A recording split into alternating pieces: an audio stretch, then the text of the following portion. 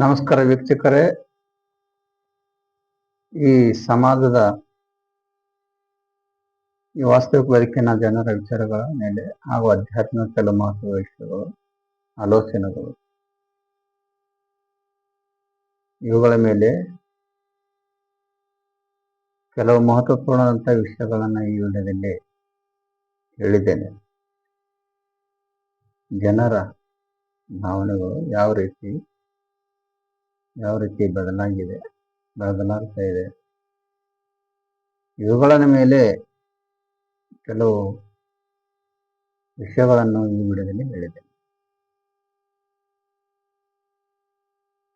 ನಿಮಗೆ ಬಂದಂತ ಸಮಸ್ಯೆಗಳು, ನಿಮಗೆ ಬಂದಂತ ಕಷ್ಟಗಳು, ತೊಂದರೆಗಳು, ನೋವುಗಳು, ದುಃಖಗಳು ಯಾವುದೇ ಆಗಿರಲಿಲ್ಲ, ಬೇರೆಯವರಿಗೆ ಹೇಳುವುದಕ್ಕಿಂತ ಮುಂಚೆ 100 ಸಲ ಯೋಚಿಸಿ. ಏಕೆಂದರೆ ಈ ಕಲಿಯುಗದಲ್ಲಿ, ಈ ಸ್ವಾರ್ಥದ ಬದುಕಿನಲ್ಲಿ, ಈ ಸ್ವಾರ್ಥ ಸಮಾಜದಲ್ಲಿ ಕಷ್ಟಗಳಿಗೆ ಸ್ಪಂದಿಸದೆ ನೀವು ಹೇಳಿದ ವಿಷಯದ ಮೇಲೆ ತಮಾಷೆ ಮಾಡುತ್ತಾ ಊರೆಲ್ಲ ಹೇಳುತ್ತಾ ತಿರುಗುವವರೇ ಹೆಚ್ಚಾಗಿದ್ದಾರೆ. ಮತ್ತೆ ನೀವು ಹೇಳಿದ ನೋವಿಗೆ ಎಲ್ಲರ ಮನೆಯಲ್ಲಿ ಉಪಚಾರದ ಔಷಧಿ ಸಿಗೋದಿಲ್ಲ. ಎಲ್ಲರ ಮನೆಯಲ್ಲಿ ಉಪಚಾರದ ಔಷಧಿ ಸಿಗೋದಿಲ್ಲ, ಆದರೆ ಪ್ರತಿಯೊಬ್ಬರ ಮನೆಯಲ್ಲಿ ಬೆಂಕಿ ಹಚ್ಚುವ ಮ್ಯಾಚ್ ಬಾಕ್ಸ್, ಬೆಂಕಿ ಪಟ್ನ ಮತ್ತೆ ಉಪ್ಪು ಇದೆಲ್ಲ ಇದ್ದೇ ಇರ್ತದೆ. ಅದಕ್ಕಾಗಿ ತುಂಬಾ ಜಾಣರಾಗಿ ಜೀವನ ನಡೆಸಿದರು. ಬೆಂಕಿ ಆರಿಸುವವರಿಗಿಂತ ಬೆಂಕಿ ಹಚ್ಚುವರೇ ಜಾಸ್ತಿ ಇದ್ದಾರೆ ಈ ಸಮಾಜದಲ್ಲಿ. ಅದಕ್ಕಾಗಿ ತಿಳಿದು ಸಂಸಾರ ಮಾಡಬೇಕು. ಇದು ಸ್ವಾರ್ಥದ ಲೋಕ.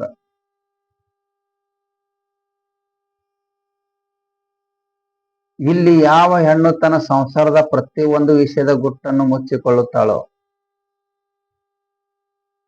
ಅವಳ ಜೀವನದಲ್ಲಿ ಖಂಡಿತವಾಗಿ ಗೆಲ್ತಾಳು.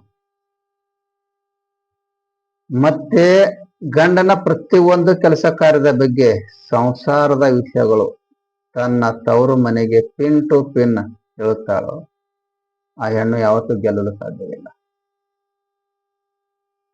ಇಲ್ಲಿ ಜೀವನ ಅಂದಮೇಲೆ ಏರಿಳಿತ ಇದ್ದೇ ಇರ್ತಾವ. ಒಮ್ಮೆ ಸುಖದ ಅನುಭವ, ಒಮ್ಮೆ ದುಃಖದ ಅನುಭವ, ಒಮ್ಮೆ ಅಳುವುದು, ಒಮ್ಮೆ ನಗುವುದು. ಇದೇ ಜೀವನ. ಕಷ್ಟದಲ್ಲಿದ್ದಾಗ ಕೈ ಚಾಚದೆ ಏನೇ ಬಂದರೂ ತಮ್ಮ ಸ್ವಂತದ ದುಡಿಮೆ ಮೇಲೆ ಜೀವನ ಸಾಗಿಸಬೇಕು. ಇಲ್ಲಿ ಜೀವನ ಅಂದರೆ ಈ ಮನುಷ್ಯನಿಗೆ ವಯಸ್ಸು ಹೆಚ್ಚಾದಂತೆ ತನ್ನ ಬಾಲ್ಯದ ದಿನಗಳನ್ನು ಮರೆತು ಬಿಡುತ್ತಾನೆ. ಮತ್ತ ಮದುವೆ ಆದ ನಂತರ ತನ್ನ ಹೆತ್ತವರನ್ನು ಮರೆತು ಬಿಡುತ್ತಾನ. ಮಕ್ಕಳಾದಂತೆ ತನ್ನ ಎಲ್ಲಾ ಬಂಧು ಬಳಗದವ್ರನ್ನು, ಅಣ್ಣ ತಮ್ಮರನ್ನು, ಅಕ್ಕ ತಂಗಿಯರನ್ನು ಎಲ್ಲರೂ ಮರೆತು ಬಿಡುತ್ತಾನೆ. ಮತ್ತೆ ಅವನಲ್ಲಿ ಶ್ರೀಮಂತಿಕೆ ಹೆಚ್ಚಾದಂತೆ ಅವನು ಹಿಂದೆ ನಡೆದು ಬಂದ ಬಡತನದ ರೇಖೆಯನ್ನು ಮರೆತು ಬಿಡುತ್ತಾನೆ, ಬಡತನವನ್ನು ಮರೆತು ಬಿಡುತ್ತಾನೆ. ಕೊನೆಗೆ ಅವನ ವಯಸ್ಸಾದಾಗ ಮತ್ತೆ ಮರಳಿ ಅವನು ಮರೆತಿದ್ದ ಎಲ್ಲ ವಿಷಯಗಳನ್ನ ನೆನಪು ಮಾಡಿಕೊಂಡು ಕೊರಗ್ತಾ ಇರ್ತಾನೆ. ಇದೇ ಮನುಷ್ಯನ ನೈಜ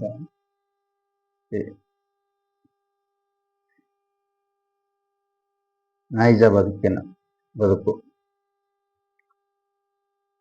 ಇಲ್ಲಿ ಸಮಾಜದಲ್ಲಿ ಜನ ಹೇಗೆಂದ್ರೆ, ಕೆಲವು ಜನರು ಹೀಗಿರ್ತಾರೆ,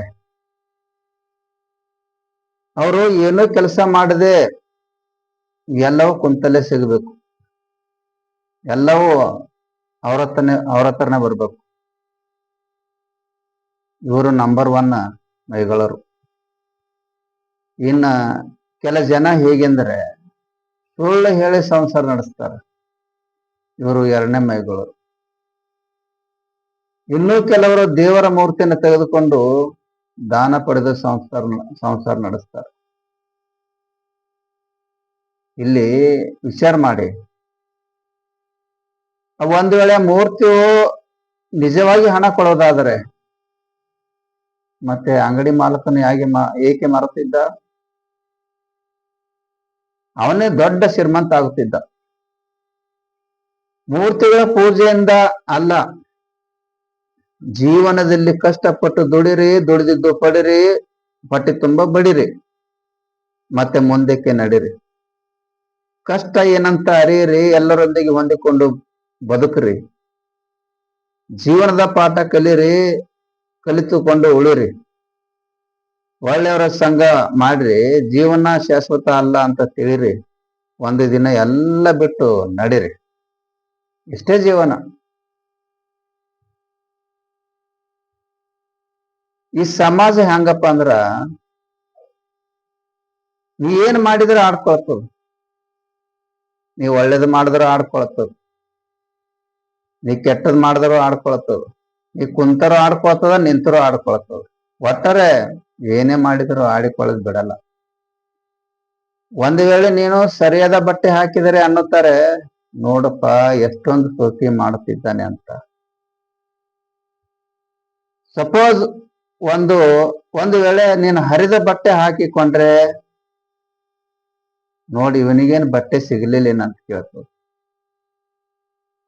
ಕೆಲಸ ಮಾಡುತ್ತಿದ್ದರೆ ಅನ್ನುತ್ತಾರೆ, ಮೊದಲು ಆರೋಗ್ಯ ನೋಡುವಂತ. ಹಣ ಸಂಪಾದನೆ ಮಾಡುತ್ತಿದ್ದರೆ ಅನ್ನುತ್ತಾರೆ, ಏನಪ್ಪ ಹಣ ಏನು ಜನ್ಮಕ್ಕೆ ಬರ್ತದೇನಂತ.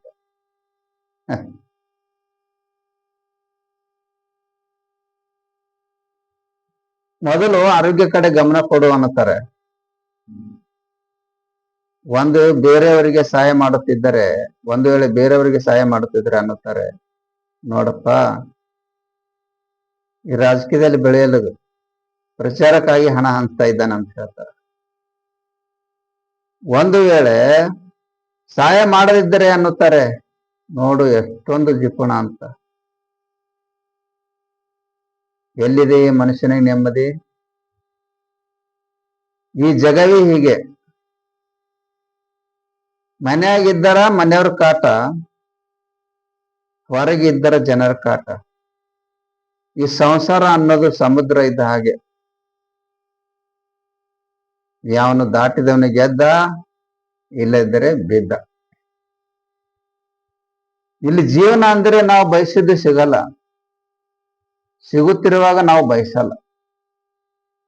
ಅಂದ್ರೆ ಹಲ್ಲುಗಳು ಇದ್ದಾಗ ಕಡ್ಲೆ ಇರಲ್ಲ, ಕಡ್ಲೆ ಇದ್ದಾಗ ಹಲ್ಲು ಇರಲ್ಲ.